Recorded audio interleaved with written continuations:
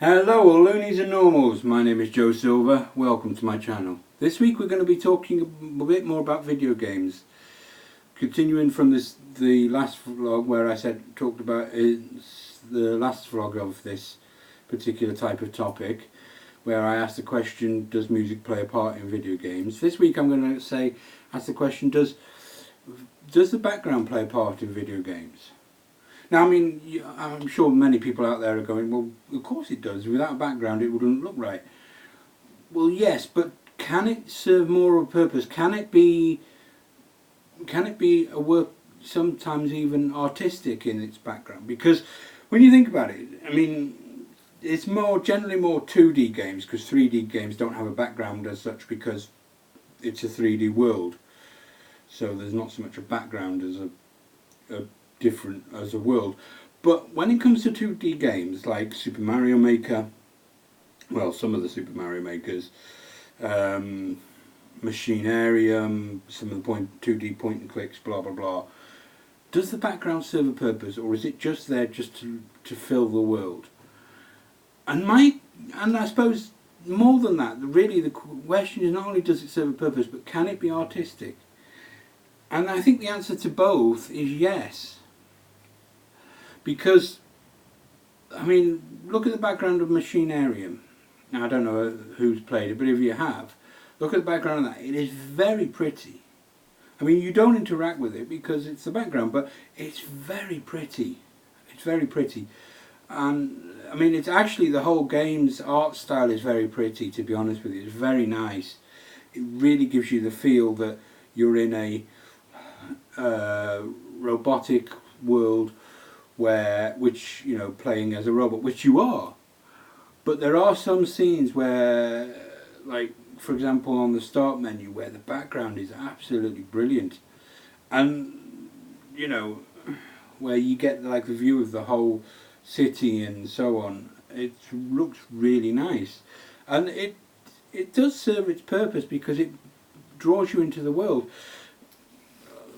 Like I was saying in the music one, where it can sort of put you into the game. The background can do the same thing, because at the end of the day, when you're looking at this, you do notice the background. You may not realise it because most people just ignore it because, well, it's the background. But actually you do notice it, and if something was wrong about it, you would notice and say there's something wrong there. It's like these old cartoons the old Looney Tunes, when they were running along past running for ages and there was a running scene, you always used to notice, hang on a minute, they're repeating trees there, or I've seen that cactus before, and it's just like they're running, they're recycling the background, so that because people aren't going to notice anyway, right? We did. It was funny, but that's the point. If something is wrong, you notice. You're like, I've seen that set of two trees before. Because, I mean, ultimately the background gives you a sense of a world. Where it's 2D, gives you a sense of a world. Right? And, like I said, in Machinarium, most of it is what I call 2.5D. Yeah, that's halfway between 2D and 3D, right? So, you know, you can sort of go like that, you know, round, up and along the, you know, do you know what I mean? But there are parts where it is pure flat 2D and you see like a background. But, well, not quite pure flat 2D, it's still 2.5D, but I mean like little sections where you're walking along a narrow, what looks like like it was drawn to be narrow or something. You'd have to play the game to understand what I'm trying to say, because I'm getting a bit, you know, I'm not quite getting it right. But my point is,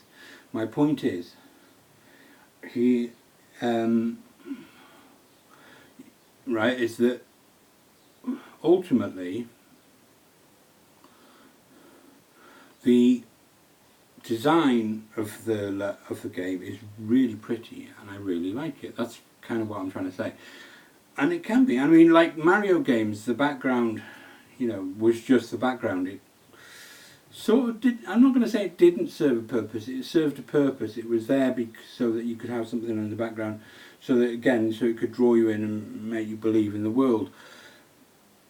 If there was absolutely no background, if it was just black, you'd be like, well, this is boring. This is, this isn't right, and it would spoil immersion for you.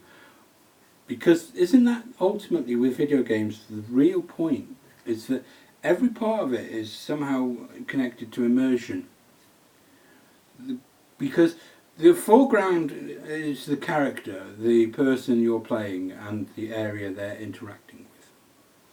But you can't click on the background because you can see that it's a background. So you think, well, I know I can't click there. Except maybe in some of the funnier point and clicks, perhaps where they would be making a joke, but I don't know of any like that. But again, the point and click, it's sort of with point and clicks particularly, the background is there to make the world look real, or at least look appealing. But you can't interact with it because it's the background. That's how it works. But it can be artistic, and it definitely can serve a purpose, because again, without it, the world would feel hollow and empty. See, I mean, you look at when you walk around the world, when you walk around in your area, there's always something behind you, something in front of you, something beside you, in both directions. There's a world around you. Yeah? It's not empty. Not unless you're living in the country, miles from anyone, in which case. But even then, it's not empty. It's trees and forests and things. So you get my point. So when you're making a video game, not that I'm a developer, but when you're making a video game, I imagine at some point there is the discussion: how do we make this feel real, or how do we make this feel immersive, and what do we use for the backdrop? Because that's the ultimate goal, isn't it? That game has to feel immersive enough that you enjoy it. Because ultimately, you don't want the game to be boring. And you could have the perfect foreground, but if your background is rubbish, that may be all people focus on. I don't know. Anyway, I could go on for this for ages, but ultimately the real question, the real goal, and the real thing that my opinion comes down to is the backdrop is there because it needs to be there. But it can be artistic, and it can definitely serve a purpose of immersion. Because without it, the game wouldn't be the same. Anyway, I've rambled on enough. I've been Joe Silver. Listen, if you have enjoyed what you have seen here, please leave me a like, a sub, and a comment down below. If you have an opinion on this subject, feel free to leave that in the comments down below. I love getting feedback. Anyway, I have rambled on enough. I have been Joe Silver. This has been a vlog. Thank you very much. Goodbye.